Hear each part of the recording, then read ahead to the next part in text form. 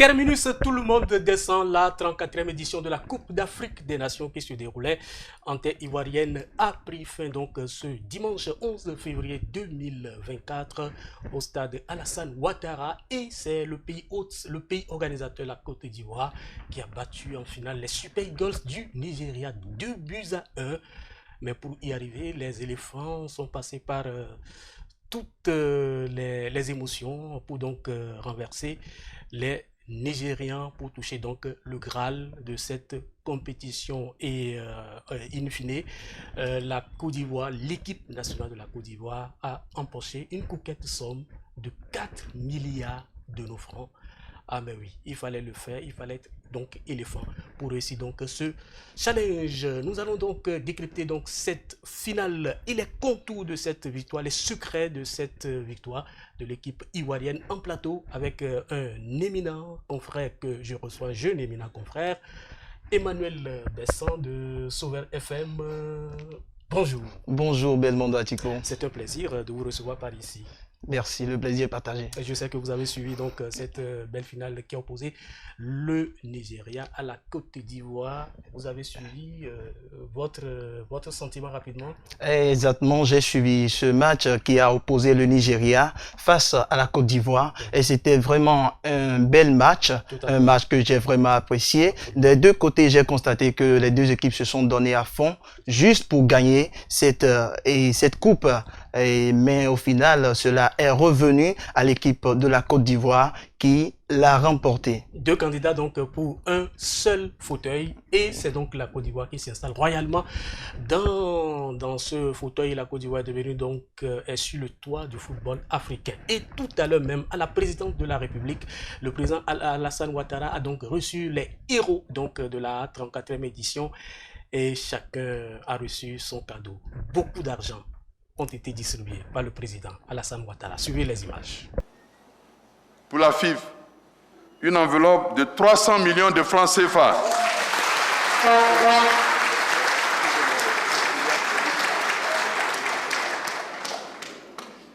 Pour le staff technique,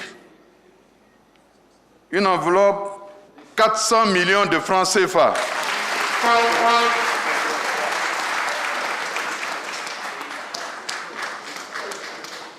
Pour l'entraîneur,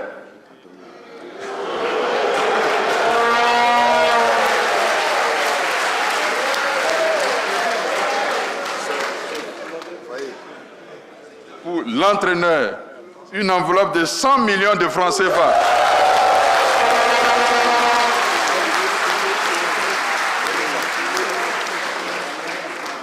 J'en arrive aux joueurs. Le président de la République vous fait deux cadeaux.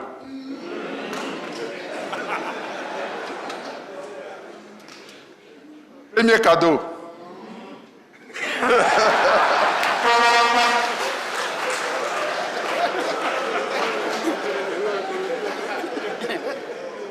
À chaque joueur,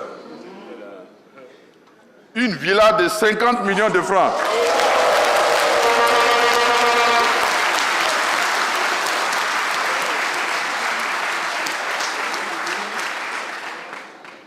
Deuxième cadeau.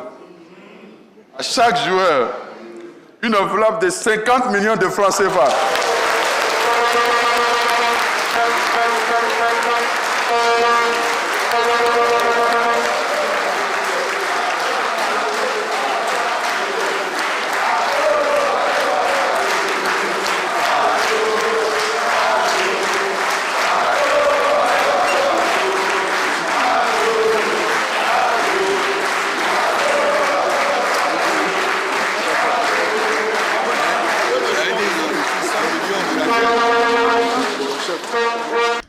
Alors Emmanuel Besson, vous avez la chair de poule, vous avez, ça vous plaît d'être à la place des joueurs? Vraiment, vraiment, c'est très intéressant. Il faut l'avouer, avoir une villa de 50 millions et 50 millions comme prime, et je pense que ce n'est pas quelque chose de...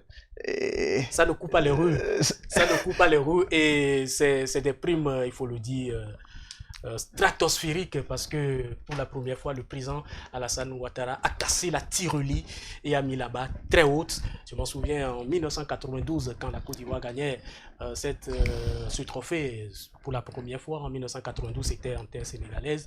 Chaque joueur, je m'en souviens comme si c'était hier, avait reçu seulement 15 millions de nos francs. Wow. 15 millions de nos francs. Donc cette fois-ci, je pense que le président Alassane Ouattara n'a pas fait les choses à moitié. Il a mis là-bas très très haute. Et je pense que le président Ouattara a bien vu. Et il faut l'avouer que le président Ouattara est à saluer pour son effort afin de motiver ces joueurs qui l'ont vraiment mérité parce qu'ils ont fourni l'effort qu'il faut. Ils sont vraiment à saluer. Tout à fait. Et dans les rues donc d'Abidjan, il y avait donc des liesses de joie, il y avait une forte mobilisation, il y a de la joie partout, avant, pendant et après donc ce sacre des éléphants de la Côte d'Ivoire. Suivons les images.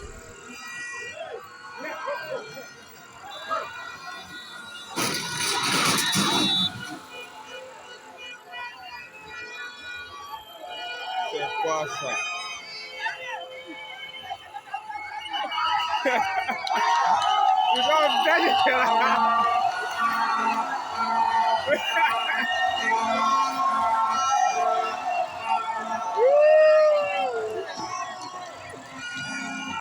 Dans les rues donc d'Abidjan, l'ambiance est donc montée d'un cran, la joie est montée donc d'un cran et les artistes ivoiriens donc ne sont pas du reste puisque eux aussi ils ont concocté donc des chansons pour encourager les éléphants de la Côte d'Ivoire.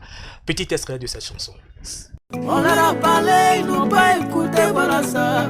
Les Camerounais ont déposé, les Maliens ont déposé, les Sénégalais ont déposé, toute l'Afrique a déposé. Voilà que nous n'avons jamais, Président nous rend fiers. Si on veut, on perd, et puis si on veut, on gagne. Aux prolongations, à la dernière minute, penalty, c'est nous on décide. Celui qui est fâché, qui rentre. Alors, vous avez donc suivi en exclusivité sur votre chaîne voilà, sportive cette chanson qui vient donc de sortir, mais votre télévision Prime News TV Bénin a déjà donc l'exclusivité de cette nouvelle chanson. Emmanuel Bessan, la Côte d'Ivoire est sur le toit de l'Afrique. Oui. La Côte d'Ivoire a touché le Graal de cette compétition. La Côte d'Ivoire a désormais une 3e étoile après celle de 1992, 2015 et 2023. Désormais, les Ivoiriens ont 3 étoiles sur le maillot. Qu'est-ce que tout cela veut dire? Exactement, il faut l'avouer, les Ivoiriens sont à l'honneur et cela, il est à saluer qu'ils ont donné le meilleur d'eux-mêmes lors de cette CAN parce que ça se voit durant tout le tournoi, ils ont fait de leur mieux. Mais il faut l'avouer, on ne s'attendait pas qu'ils seront à la tête de ce tournoi, mais par donc le talent individuel et collectif de tout chacun d'eux, ils ont pu tirer leur épingle du jeu et la joie revient donc au public et à leur peuple. Absolument. Et oui, tout à fait, Emmanuel Bessan, vous avez raison. Et l'État ivoirien a mis beaucoup de moyens, plus de 600 milliards de nos francs pour donc organiser cette compétition. C'est la meilleure CAN, dit-on. Qui est pu organiser jusqu'ici puisque plusieurs stades ont été construits, déjà 2 stades à Abidjan, un stade à San Pedro, un stade à Korogo, un stade à Yamoussoukro et enfin un stade complètement rénové, relooké donc du côté de Bouaké pour donc un total de 600 milliards de nos francs.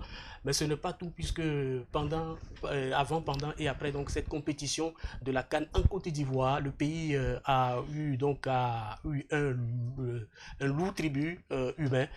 Au total, 41 personnes ont perdu la vie pendant donc cette CAN. Alors, il fallait des sacrifices humains pour que la Côte d'Ivoire gagne cette Coupe d'Afrique, puisque vous êtes, je le rappelle, vous êtes évangélique, vous êtes journaliste de sport à Souverain FM. Sur RFM, il fallait que le sang coule pour que la Côte d'Ivoire gagne. Bon, le sacrifice. Personnellement, je ne pense pas. Je ne pense pas parce que après tout, le foot c'est un jeu, et un jeu de rencontre, d'amitié, un jeu de distraction. Il faut l'avouer. Donc je ne pense pas que ça soit il faut que cela arrive avant que la coupe ne soit gagnée. C'est vrai, certains peuvent avoir l'idée que qu'il s'agit d'une attaque spirituelle ou bien d'un sacrifice en quelque sorte, mais il faut l'avouer, selon moi personnellement, je peux dire que cela est dû à l'émotion que ressentait le public. C'est-à-dire, bon, il faut l'avouer, peut-être ils ne s'attendaient pas à cela, mais la joie était là parce qu'ils ont gagné et la coupe, c'était une émotion.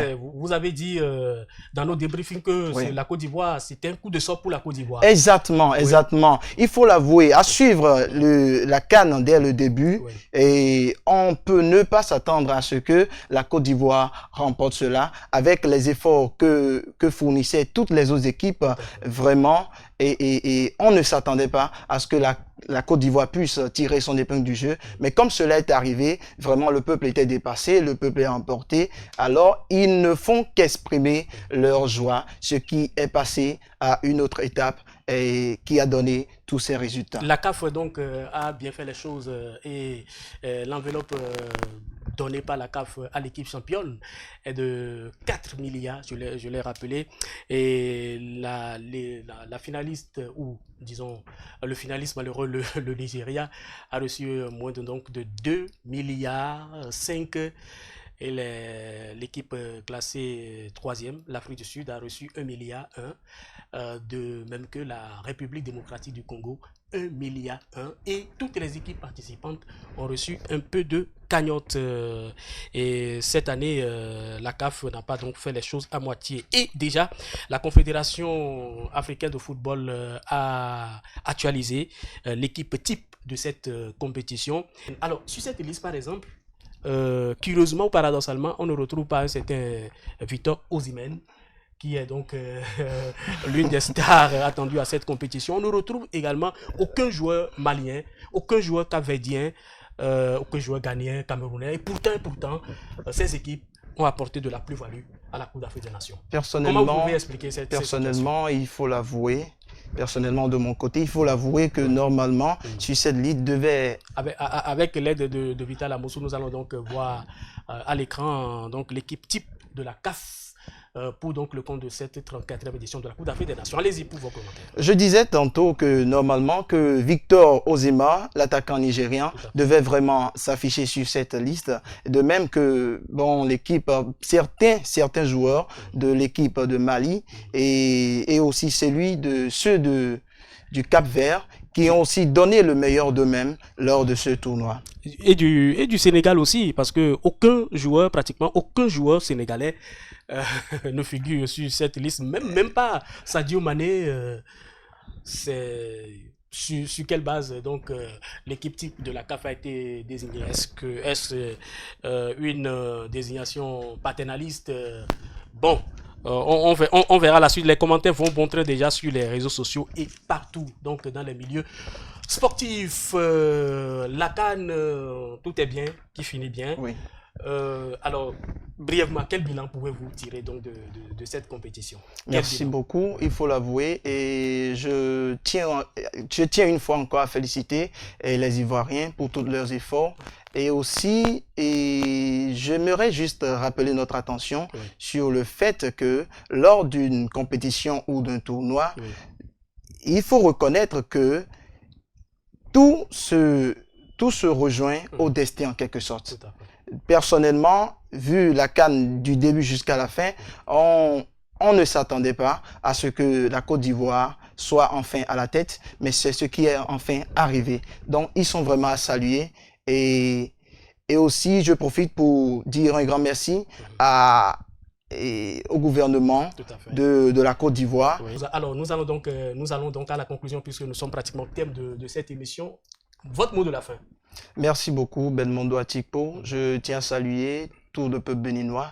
Et aussi, je profite de l'occasion pour dire à l'équipe béninoise, aux joueurs béninois, de ne pas se décourager, que ce n'était juste une page de l'histoire, que désormais, ils pourront donner le meilleur d'eux-mêmes et que désormais, que la victoire soit célébrée au Bénin pour notre équipe.